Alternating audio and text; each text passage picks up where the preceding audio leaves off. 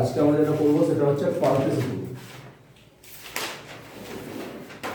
Participle আমাদের English গ্রামারের ভীষণ একটা ইম্পর্ট্যান্ট জিনিস এবং ছাত্রছাত্রীদের এটা অনেক শোনে, বিভিন্ন জায়গায় শোনে, কিন্তু এটার উপরে কোনো সম্যক ধারণা থাকে না, কারণ এগুলোর সম্বন্ধে ভাষা নলেজ একটু পেয়ে তারপরে সেটার উপরে পড়াশোনা করে কি করে না। যারা আজকে এই ক্লাসটা দেখলে তোমরা ভালো মতো বুঝতে পারবে এবং পরে এই ভিডিওটা দেখলেও আরও এটা ক্লিয়ার হয়ে যাবে। পার্টিসিপল কি জিনিস? পার্টিসিপল দুইভাবে তৈরি করা হয়। একটা হচ্ছে ভার্বের সঙ্গে, ভার্বের প্রেজেন্ট ফর্ম, ভার্বের প্রেজেন্ট ফর্মের সঙ্গে আইএনজি যোগ করা হয় লাস্টে, এটা হয়। আর একটা হয় ভার্বের থার্ড ফর্ম, ভার্বের থার্ড ফর্ম, এটা প্রেজেন্ট ফর্ম, প্রেজেন্ট মানে 1 নম্বর, আর এটা হচ্ছে থার্ড ফর্ম মানে 3 নম্বর রূপটা। ঠিক আছে? যখন একাকী বসবে, বি ভার্বের পরে বসবে,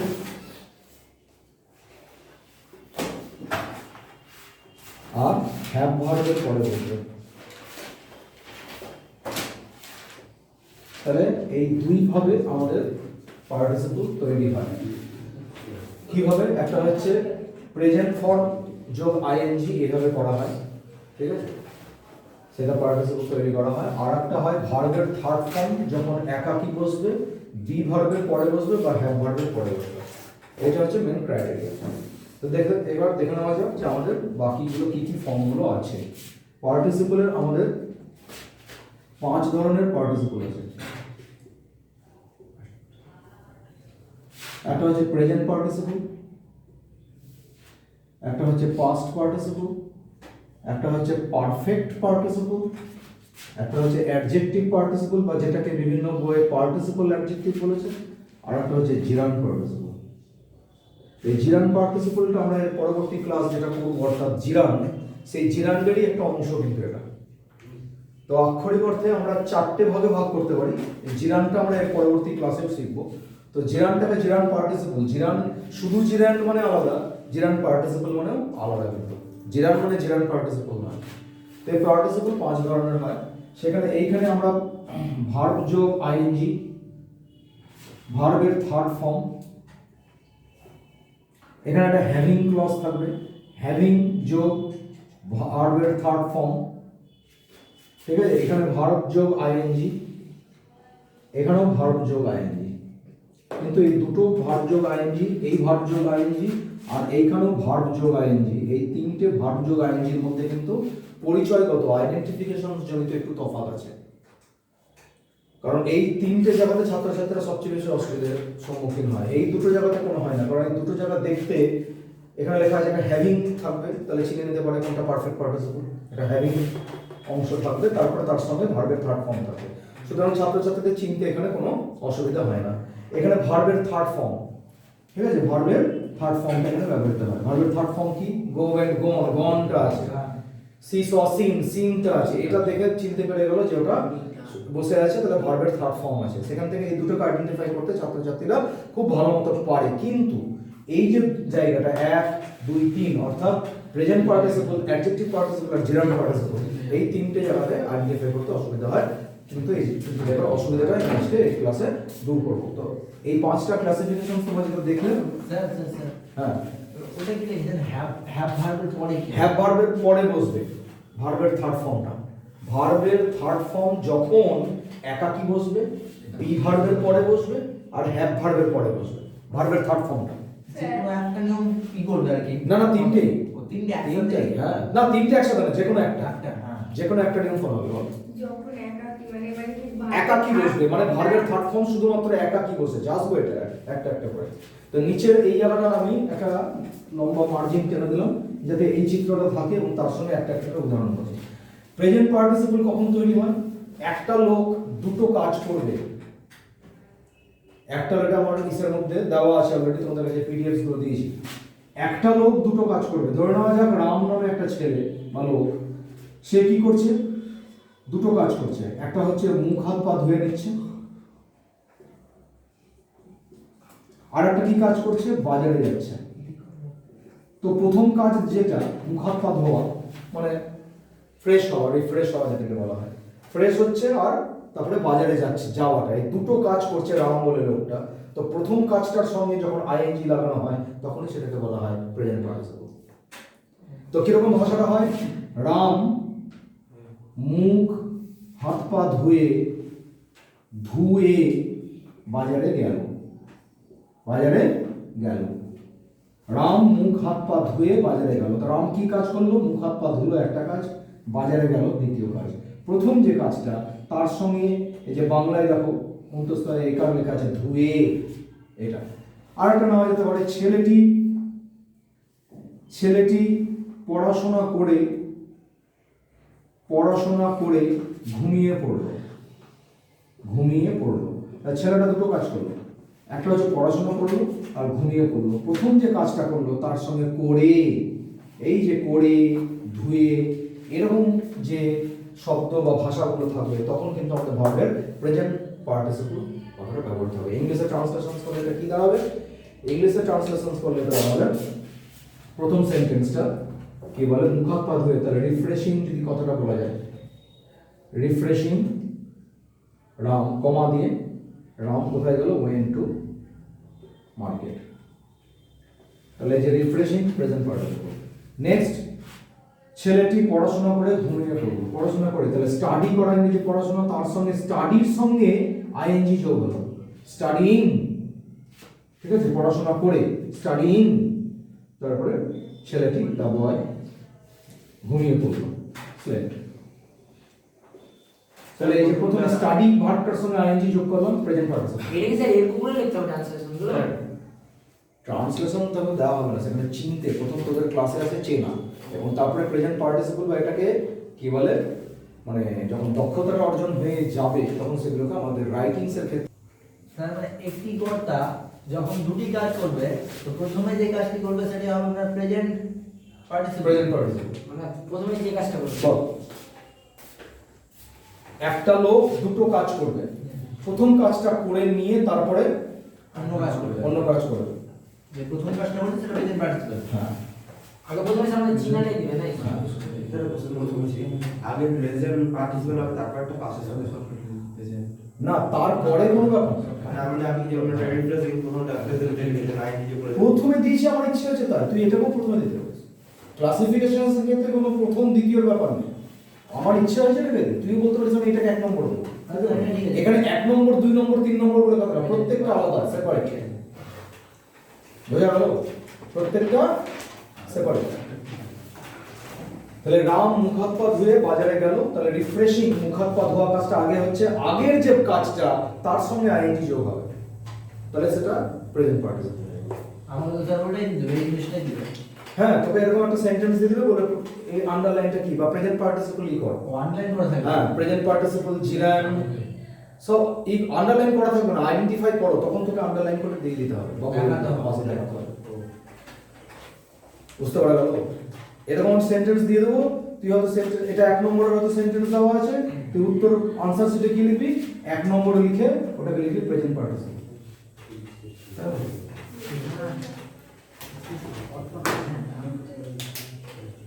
নেক্সট, তাহলে প্রেজেন্ট পার্টিসিপল আমাদের এটা হলো। এরপর হচ্ছে পাস্ট পার্টিসিপল। পাস্ট পার্টিসিপল কোনটা? আমরা প্রেজেন্ট পারফেক্ট, পাস্ট পারফেক্ট বা ফিউচার পারফেক্টে আমরা করেছি। তো প্রথম উদাহরণটা আসি, প্রথমে আছে একাকী, ভার্বের থার্ড ফর্ম একাকী বসছে, কিরকম, বয়েলড এগ, পাস্ট পার্টিসিপল, সেদ্ধ ডিম, বয়েল ভার্বের থার্ড ফর্ম। শুকিয়ে যাওয়া ফুল, উইদার্ড ফ্লাওয়ার,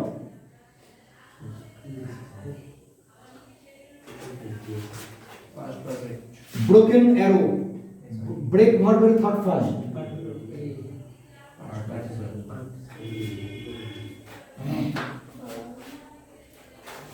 স্পয়েলড ইউথ বা স্পয়েলডও লেখা হয়,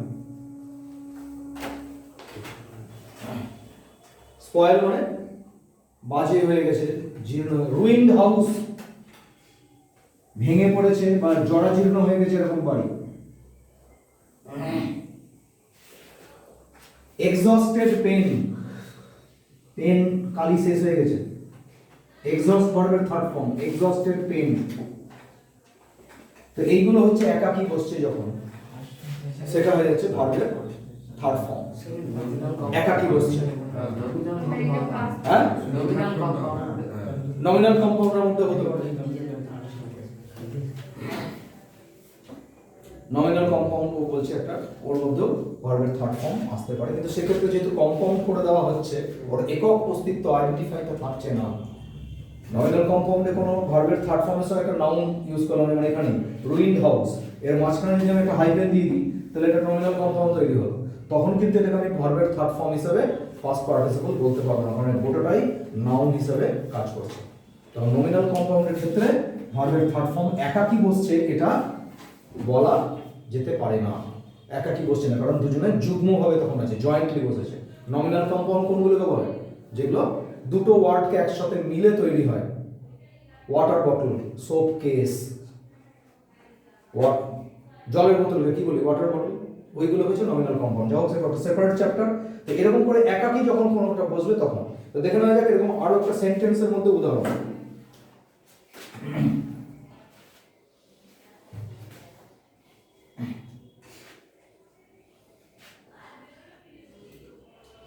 I found him, আমি দেখতে পেলাম তাকে, fallen down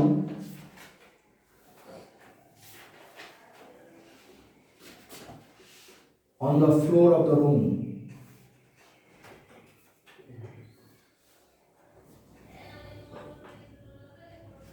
আমি দেখতে পেলাম তাকে fallen down মানে পড়ে গেছে, ফেল ভার্বের থার্ড ফর্ম, ফেল, ফল, ফল, ফেল, ফলেন। তাহলে fallen down on the floor of the room, ঘরের মেঝেতে পড়ে গেছে, এরকম তাকে দেখলাম, ঘরে ঢুকলাম, ঢুকে দেখলাম ঘরের মেঝেতে পড়ে আছে। তো fallen down on the room, এইখানে ভার্বের থার্ড ফর্ম, এইটা হচ্ছে পাস্ট পার্টিসিপল। ফাউন্ড তো ভার্বের থার্ড ফর্ম। আই ফাউন্ড সাবজেক্টের ঠিক পরে কখনো ভার্বের থার্ড ফর্ম বসে না, সাবজেক্টের পরে এটা হচ্ছে ভার্বের সেকেন্ড ফর্ম। ভিটু আছে, হ্যাঁ এটা ভিটু তাহলে। হ্যাঁ, এটা ভিটু সেকেন্ড ফর্ম। ভার্ব সাবজেক্টের ঠিক পরে দেখতে একই রকম, ফাইন্ড, ফাউন্ড, ফাউন্ড, সেকেন্ড আর থার্ড দুটো একই, কিন্তু আমরা এটা বিবেচনা করতে ভুলে যাই বা ভুল করি যে এখানে কোনটা বসেছে। কারণ ভার্বের পরে কখনো টেন্স যদি আমরা মনে করি, টেন্সের কথা যদি খেয়াল করি, সেখানে আমরা পড়েছি যে ভার্বের পরে পরে আই ওয়েন্ট হয়, কিন্তু আই গন কখনো করি, আই হ্যাভ গন পড়েছি বা আই অ্যাম গন পড়েছি। তাহলে ওইখানেও দেখা যায় আই হ্যাভ গন, তাহলে মানে এখানে হ্যাভ ভার্বের পরে বসলো, ওই যে বলা আছে হ্যাভ ভার্বের পরে, হ্যাভ ভার্বের পরে বসেছে পাস্ট পার্টিসিপল, বুঝা গেল? বা ভয়েস চেঞ্জ আমরা কি করেছি, বি ভার্ব নিয়ে এসে তারপরে ভার্বের থার্ড ফর্ম করেছি প্যাসিভে। তো সেখানে ওইরকম ভাবে আই অ্যাম গন যদি করা হয়, তাহলে এখানে ভার্বের বি ভার্ব করেছি একটা, বি ভার্ব নিয়ে এসে তারপরে ভার্বের থার্ড ফর্ম বসিয়েছি, এখানেও এটা হচ্ছে ভার্ব পাস্ট পার্টিসিপল। তাহলে এইটা হচ্ছে বি ভার্বের পরে বসতে পারে, হ্যাভ ভার্বের পরে বসতে পারে, বা একাকী বসতে পারে। Give me a boiled egg, আমাকে একটা সেদ্ধ ডিম দাও। থ্রো অ্যাওয়ে দ্য উইদাউট ফ্লাওয়ার, ছুঁড়ে ফেলে দাও ওই শুকিয়ে যাওয়া ফুলগুলোকে। Don't play with the broken arrow, ভেঙে যাওয়া তীর নিয়ে খেলো না। এরকম যে ব্যাপারগুলো, তখন সেখানে প্রত্যেকটা হচ্ছে আমাদের পাস্ট পার্টিসিপল। তাহলে পাস্ট পার্টিসিপল ভার্বের থার্ড ফর্ম নিয়ে তৈরি হয়, ঠিক আছে? কোথায় কোথায় বসে তখন? থার্ড ফর্ম দিয়ে যখন একাকী বসে, বি ভার্বের পরে বসে বা হ্যাভ ভার্বের পরে বসে। তাহলে এই যে প্রপার্টিটা 2 নম্বর, এটা শুধু পাস্ট পার্টিসিপলের জন্যই 2 নম্বর, আর বাদ বাকি 4টে যে পার্টিসিপল আছে সবার ক্ষেত্রে 1 নম্বর নিয়মটা কাজ করে, ভার্বের সঙ্গে আইএনজি। 2 নম্বর যে পার্টিসিপলের দুটো প্রপার্টি আমি কালো কালিতে লিখেছি, 2 নম্বরটা শুধু এই পাস্ট পার্টিসিপলের জন্য লিখেছি, কিন্তু বাকি 1 নম্বরটা 4টার ক্ষেত্রে প্রযোজ্য, ভার্বের প্রেজেন্ট ফর্ম প্লাস আইএনজি। তো এবার দেখা যাক পারফেক্ট পার্টিসিপল। স্যার ওখানে তো আন্ডারলাইন করা থাকবে না, তোমাকে দিয়ে দেবে, তোমাকে আন্ডারলাইন করতে হবে, খুঁজে বের করতে হবে। 2 নম্বর অ্যারো দিয়ে পাঁচটা করে দেবে, অ্যারো দিয়ে।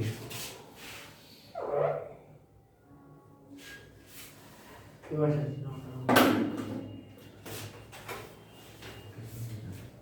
Next perfect participle.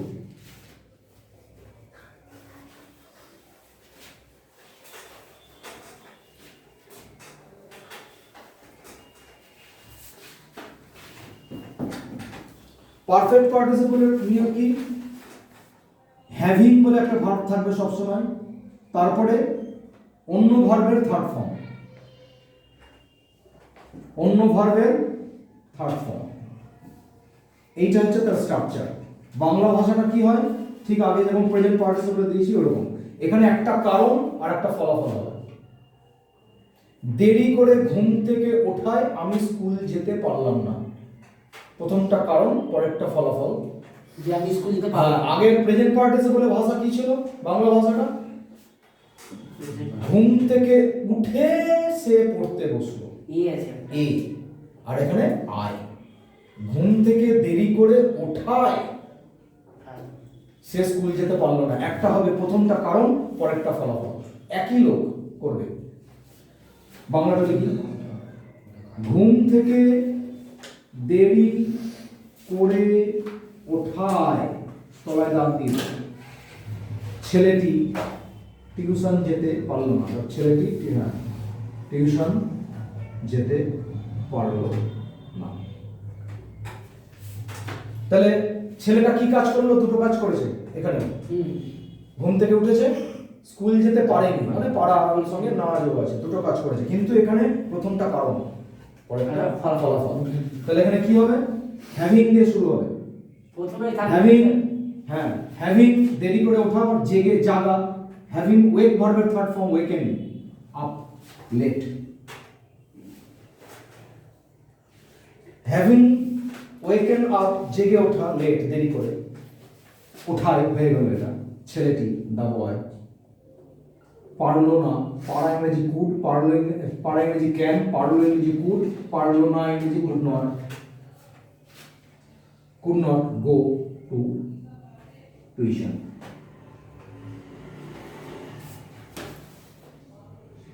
বুঝাবো? আমি স্যার ছোট ছোট ডিজিট গুলো দেখে চিনতে পারবো। হ্যাঁ, আমি ছোট ছোট যে সূত্র বা ফর্মুলা রয়েছে ওইটাকে দেখে আমি চিনতে পারবো। আমরা তো এই যেমন আলাদা আছে করে নেই। যেমন স্যার এখানে হ্যাভিং যেমন দেওয়া আছে, তো আমি জানবো যে এটা পারফেক্ট আপনার আমাকে বললো পারফেক্ট পার্টিসিপল কোনটা, দেখিয়ে দিলাম, বললাম এটা পারফেক্ট পার্টিসিপল।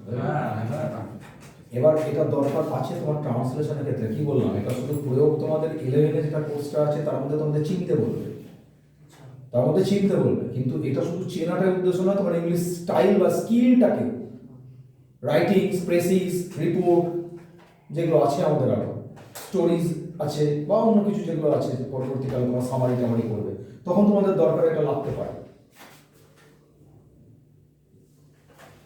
সেই জন্য এটার প্রয়োগ, এই যে বাংলাটা আমি শেখালাম, আদারওয়াইজ আমি এটা দেখিয়ে দিতাম শুধু। আমি এতটা বাংলা দেখালাম কেন? কারণ যাতে এটা কি ব্যাপারটা হচ্ছে, তুমিও নিজে যখন এটাকে করতে চাইবি আর কি, তখন মানে এইভাবেই এটাকে লিখতে হবে। ঠিক আছে, নেক্সট। তাহলে এরকম আর একটা যদি নেওয়া যায়, এখানে একটা কারণ একটা ফলাফল থাকবে। থাকবেই। এইটাই হচ্ছে মেইন জিনিস পারফেক্ট পার্টিসিপল, একই লোক।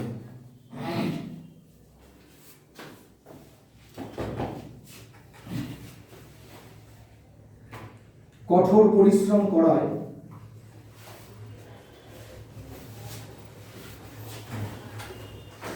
লোকটি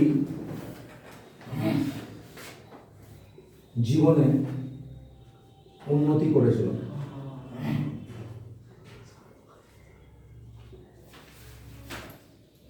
কঠোর পরিশ্রম করায়, having worked hard, hard working আমরা জানি কঠোর পরিশ্রম, উল্টে দিলাম হ্যাভিং ওয়ার্কড হার্ড, কঠোর পরিশ্রম করা, এইটুকুটা হয়ে গেল। লোকটি দ্য ম্যান। উন্নতি করা ইংরেজি হচ্ছে প্রসপার, প্রসপারের third form prospered in his life.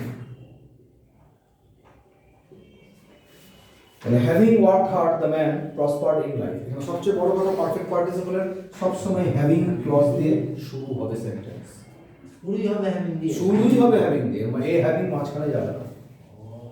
তাহলে তো একটাও ব্যতিক্রম তো বললাম তো সোজা ব্যতিক্রম। আজকালকার দিনে ট্রেজার ট্রোভ বা এই ধরনের কিছু গ্রামার বই দিচ্ছে, যেরকম এইখানে করে দিচ্ছে দি ম্যানটাকে আগিয়ে দিচ্ছে, দি ম্যান হ্যাভিং ওয়ার্কড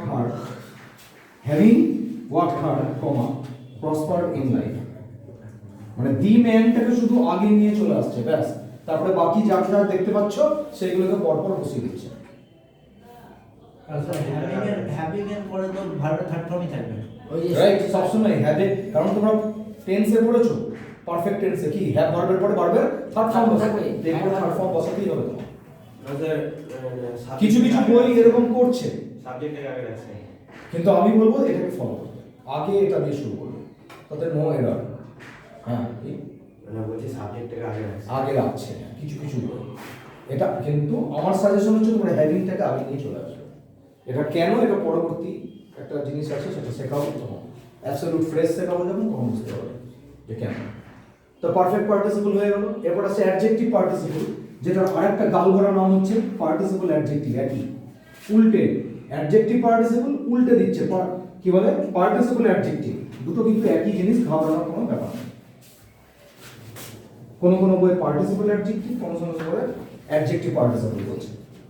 তো কিরকম এটা, এ সবসময় ঠিক অ্যাডজেক্টিভ কার আগে বসে, নাউনের আগে বসে। I am a good boy, গুডটা কোথায় বসলো, বয়ের আগে বসলো না পরে বসলো, আগে বসলো। বয়ের আগে। তো অ্যাডজেক্টিভটা হচ্ছে সেই জন্য আগে বসবে, আইএনজি কিন্তু আগে বসবে। Never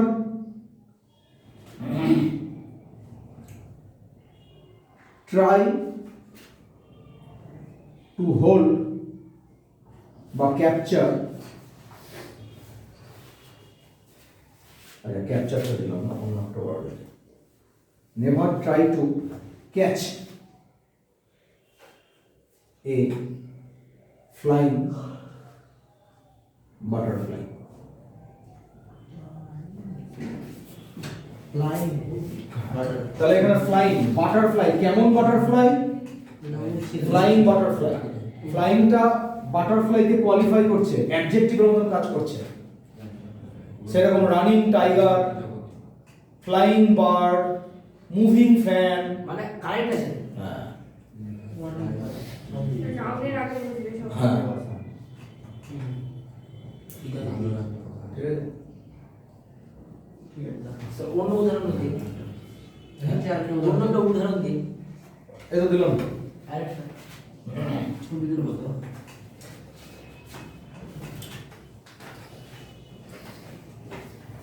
We saw a running tiger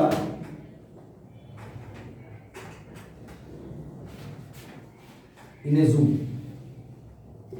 একটা চিড়িয়াখানায় আমরা একটা বাঘ দেখেছিলাম, তো রানিং টাইগার। টাইগারটাকে টাইগারটাকে বলছে। রানিং কে ই করছে।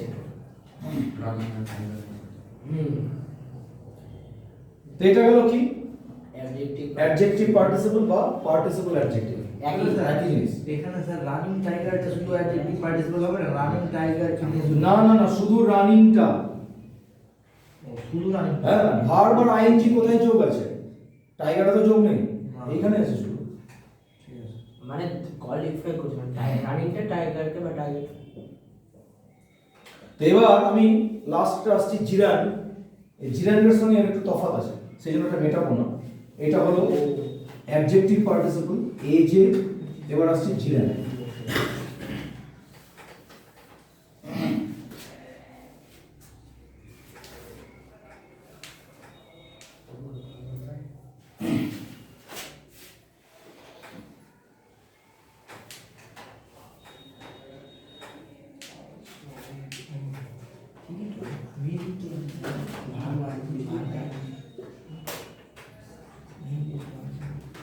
I saw a butterfly flying in the garden. এবার ফ্লাইংটা বাটারফ্লাই পড়ে। আমি একটা উড়ন্ত বাটারফ্লাইকে দেখে, ধরো না এখানে যদি এরকম করতে পারতাম, I saw a flying butterfly, R I saw a butterfly, আমি একটা বাটারফ্লাইকে দেখেছিলাম, সেই মুহূর্তে বাটারফ্লাইটা উঠছে, ওই সময় যখন দেখা কাজটা তখন উঠছে। আমার যখন দেখছিলাম সেই মুহূর্তে বাটারফ্লাইটা উঠছে, হ্যাঁ। That is gerund participle. তাহলে এখানে মনে হচ্ছে না এই ফ্লাইংটা বাটারফ্লাইয়ের জন্য? এই ফ্লাই করছে কে? কে ফ্লাই করছে? উঠছে কে? বাটারফ্লাই। দেখো ফ্লাইংটা বাটারফ্লাই পড়ে বসছে। হ্যাঁ। তাহলে এর বাংলাটা কি হবে? আমি দেখলাম বাগানে একটা প্রজাপতি উঠছে। আমি একটা উড়ন্ত প্রজাপতিকে বাগানে দেখলাম। Try to differentiate this two Bengali sentences. আমি একটা উড়ন্ত প্রজাপতিকে বাগানে দেখলাম। বাগানে উঠতে দেখলাম না, বাগানে দেখলাম। আমি একটা প্রজাপতিকে দেখলাম বাগানে উঠছে। এই দুটো বাংলা কথার যা তফাৎ অ্যাডজেক্টিভ পার্টিসিপল আর জিরান পার্টিসিপলের মধ্যে,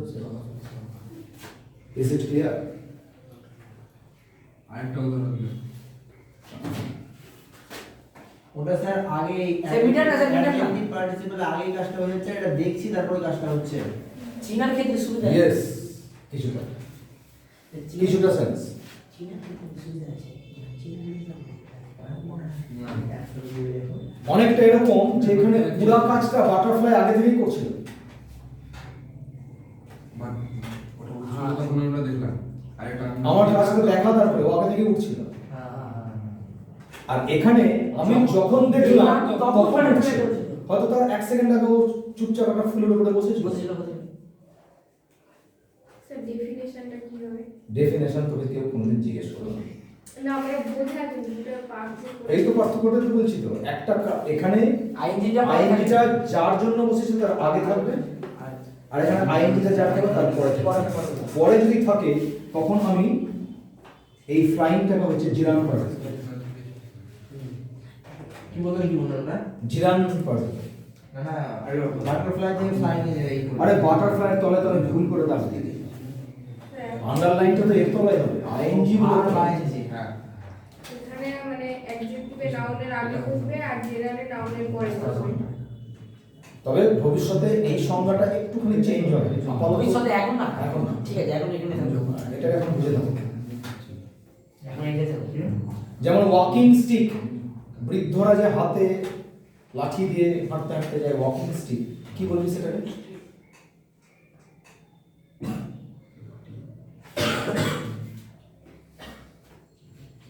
ওয়াকিং স্টিক হিসাব মতন তাই হওয়া উচিত। হ্যাঁ, জিরান পার্টিসিপল। ওই তফাৎটা ও জানে। ওটা স্যার পরে বোঝা পরে যাবে। বলবো, এখন বললে মাথাটা গন্ডগোল হয়ে যাবে। ঠিক আছে, এখন এই ধারণাটা শিখে রাখো, এটাকে পরে চেঞ্জ হবে। কোনটা? এই দুটোর মধ্যে তফাৎটা, বাকিগুলো চেঞ্জ হবে না। বাকিগুলো যা যেমন বলেছি তাই। এই যে অ্যাডজেক্টিভ আর জিরান্ডের যে চেনাগত ব্যাপারটা, আমি উদাহরণ দিচ্ছি আরেকটা, সেইটাতে তোমাদের একটু অসুবিধা হবে। কিন্তু এখন যে উদাহরণটা দেবো, এখন যেটা বললাম আমি সেই অনুসারে উদাহরণ দেবো। স্যার কর্ম আর ক্রিয়াটা শুধু ওলট পালট হচ্ছে না? হ্যাঁ, কর্ম আর ক্রিয়াটা শুধু ওলট পালট হচ্ছে। আরে সেটা হ্যাঁ সেরকম তুই সেন্সে বুঝবে নিজে, হ্যাঁ ভেতরে কি মানে কর্মকাণ্ড হচ্ছে সেটা মানে বোঝার চেয়ে সবচেয়ে দরকার ওটাকে বোঝা। নিজে বোঝা। নিজে বোঝা, নিজের সেন্স অনুসারে বোঝা কি হচ্ছে ব্যাপারটা। এর সম্বন্ধে কিন্তু বইয়ে পড়াশোনা করতে হবে, বারবার বলছি। মানে আমি বললাম এটা দেখে শুনলে, ক্লাসটা করে নিলে, আমার পিডিএফটা পড়ে নিলে, ভিডিওটা দেখে নিলে হয়ে গেল না। বইগুলো যার যার কাছে গ্রামার বই আছে সেগুলো থেকে পড়তে হবে। না পড়লে কিন্তু কনফিউশন ক্লিয়ার হবে না। Adjective participle,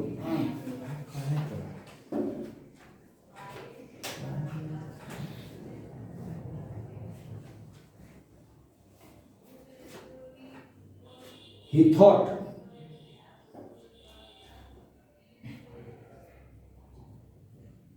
about some nourishing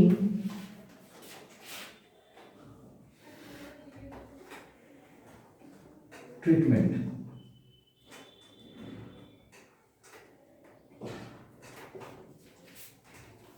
সে ভেবেছিল কিছু নারিশিং, নারিশ মানে যেটাকে আমাদের শরীরের মধ্যে পুষ্টি যোগায়, নিউট্রিয়েন্ট যোগায়, নারিশিং পুষ্টিকর বা আমাদের শরীরকে ভালো করতে উঠতে পারে সেরকম ট্রিটমেন্ট, কিছু পদ্ধতি বা এরকম কিছু চিকিৎসার কথা সে ভেবেছিল। কিরকম treatment? Nourishing treatment, adjective particle adjective. বা পার্টিসিপল অ্যাডজেক্টিভ। নাউনের আগে এবার স্যার যদি ওই সবই ঠিক থাকতো, ট্রিটমেন্ট নার্সিং দিত, তাহলে তখন সেটা জিরান হয়ে যেত। পার্টিসিপল মানে আইনে যদি পরে চলে যেত ওটা তাহলে জিরান হয়ে যেত। আর এটা আইন যেটা প্রথমে আছে বলে এটা adjective particle. Adjective participle A J P. এবার জিরান পার্টিসিপল কি হতে পারে? ওটাই করুন। I wanted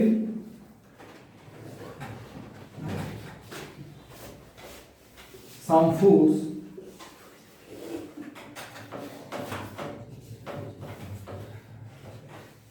foods করলাম না। I wanted some shampoo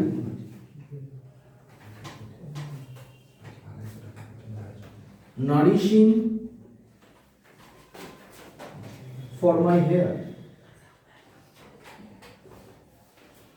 আমি চেয়েছিলাম কিছু এরকম shampoo nourishing for my hair, যেটা আমার চুলের জন্য নারিশিং, এরকম কিছু শ্যাম্পু আমি চেয়েছিলাম। জিরান পার্টিসিপল লাগাইছে। কেমন শ্যাম্পু? নারিশিং। এটাও কিন্তু অ্যাডজেক্টিভ, অর্থাৎ তাহলে অ্যাডজেক্টিভ পার্টিসিপল আর জিরান পার্টিসিপল দুজনেই অ্যাডজেক্টিভের মতনই রোল প্লে করে, কিন্তু একজন আগে বসে একজন পরে বসে। কোনো ক্ষেত্রে মানে কি স্যার বেশিরভাগ তো ক্ষেত্রে এটাই হচ্ছে যে জেনারে হচ্ছে নাউনের পরে বসছে আর হচ্ছে অ্যাডজেক্টিভে নাউনের আগে বসে, কিন্তু কোনো ক্ষেত্রে একটা জেনার পার্টিসিপেলে নাউনের পরে বসতে পারে না, না নাউনের আগে বসতে পারবে না।